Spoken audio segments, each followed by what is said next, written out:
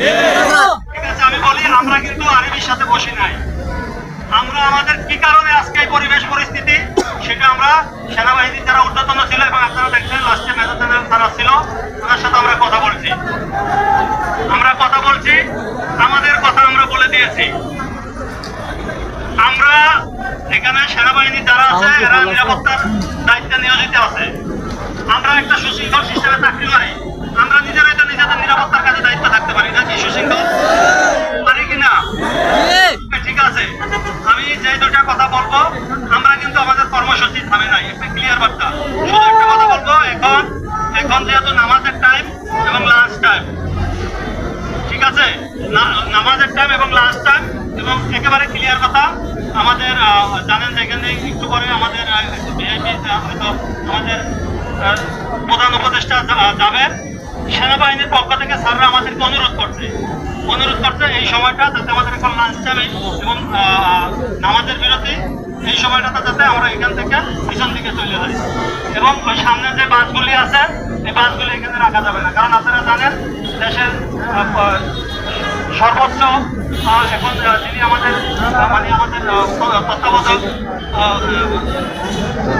অন্তর্বর্তীকালীন সরকারের প্রধান হবেন, আপনারা জানেন উনি এই রাস্তা দিয়ে যাবে। সুতরাং দেশের নিরাপত্তার বিষয়টা আগে ওনারা আমাদেরকে নিশ্চিত করছে, আমরা উনি চলে যাওয়ার পর আবার এখানে এসে আমরা একসাথে হব।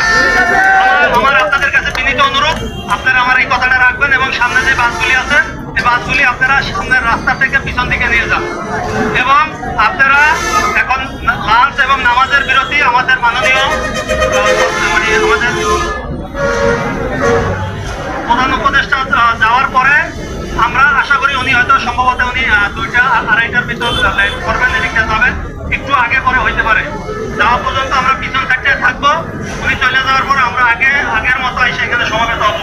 আমি আপনাদের কাছে হাত জোর করে অনুরোধ করতেছি, আমার কথাটা রাখবেন, কারণ ওনারা আমাদের একটা কথা মনে রাখবেন, বাংলাদেশে আমরা এখন চোখ বুঝে বিশ্বাস করি আমাদের সেনাবাহিনী যারা আছে তাদেরকে, কারণ এখানে একটা নিরাপত্তার বিষয় আছে। আমাদের জানেন যে অন্তর্বর্তীকালীন সরকারের প্রধান এখান দিয়ে যাবে, এই নিরাপত্তা বিঘ্ন। এবং আরেকটা বিষয়, এই সুযোগে দুষ্কৃতিকারীরা যাতে কোনো ধরনের সুযোগ না নিতে পারে, আমি এই জন্য আপনাদের কাছে অনুরোধ করবো, আপনারা একেবারে পিছন দিকে যাবেন এবং সামনের বাসগুলি যেগুলি আছে এই বাসগুলি সরাই ফেলাবেন, মেইন রাস্তায় কোনো বাস থাকবে না। উনি চলে যাওয়ার পর আমরা আবার একইভাবে এখানে সমবেত হবো, ঠিক আছে? রাস্তা ক্লিয়ার থাকবে, একেবারে এগুলি সব ক্লিয়ার থাকবে, ঠিক আছে? আমরা সর্বোচ্চ 15 মিনিটের মধ্যে এটা কাজটা করবো, 12:45 বাজে 1টার মধ্যে।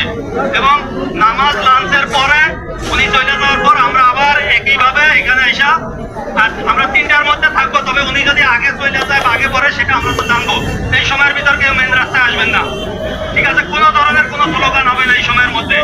আমার কথাটা আপনারা রাখবেন, ঠিক আছে? আমি আপনাদের অনুরোধ করতেছি, আমি আবারও বলতেছি, আমাদের এই সময়টুকু পর্যন্ত কোনো স্লোগান বা এই রাস্তায় কেউ থাকবেন না, সবাই পিছন দিকে যাবেন, সবাই পিছন দিকে চলে যান এবং বাসগুলি সরাই দেন।